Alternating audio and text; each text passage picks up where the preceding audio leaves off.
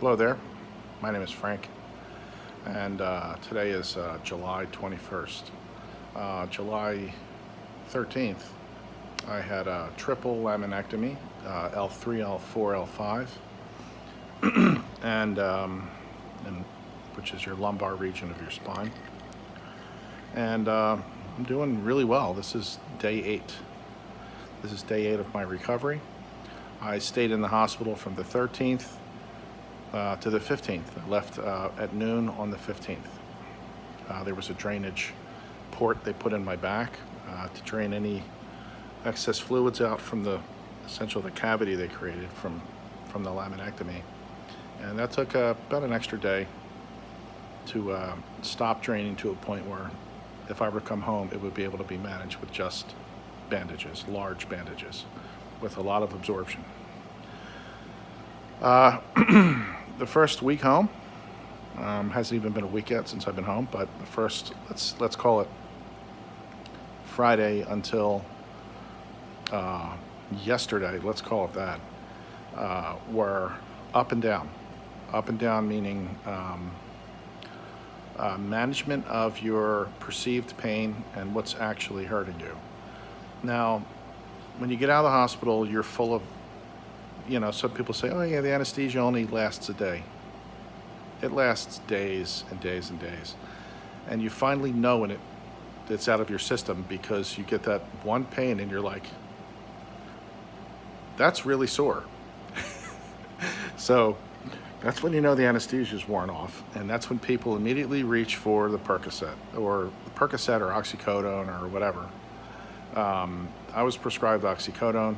And yeah, I stupidly took it religiously for about 2 or 3 days and then said, this is a problem because now, if you know how that stuff works, even if you have nothing wrong with you and you take oxycodone as a way to get high for a few days, your body will perceive any kind of sensory perception, physical input as pain, so that you take another oxy to shut it off.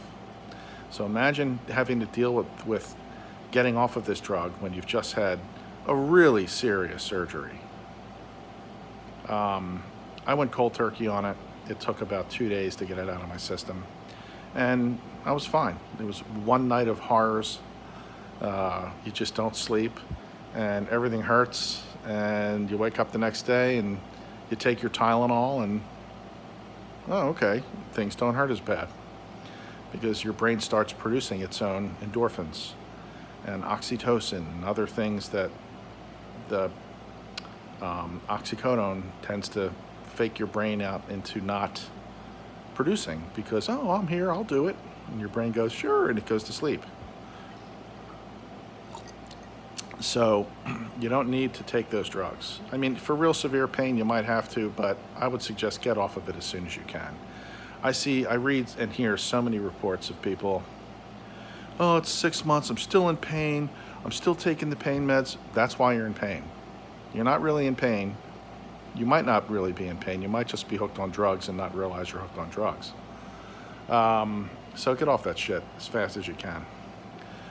Take your time. Don't do anything you shouldn't be doing, and don't do too much. Even if you feel great, don't get up and walk around the block. Don't. Go for a walk up and down your driveway, or practice doing steps a little better. My situation was pretty unique.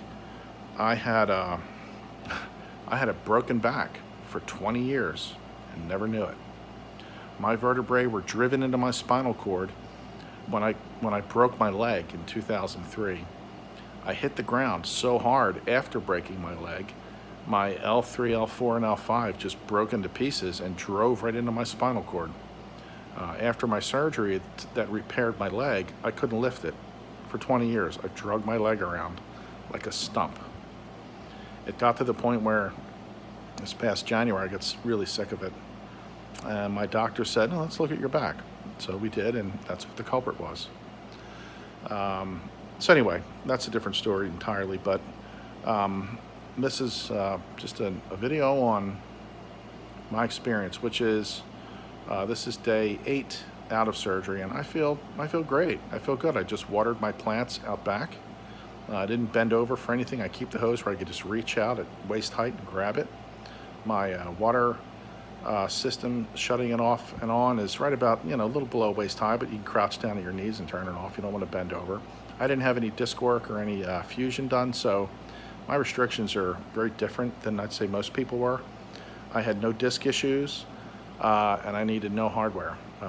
My discs are in excellent health, and my back musculature is what I was told for my age, which is right now 57.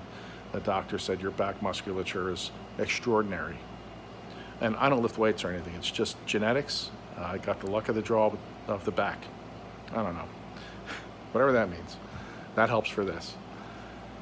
So this is an important thing maybe somebody can glean something from. As far as positivity goes, if you're struggling and you still don't know why that one little spot hurts so bad and you're still taking the opioids or the opiates, stop taking them. Give it a few days to get out of your system, deal with the rough spots, and just try to sleep it off.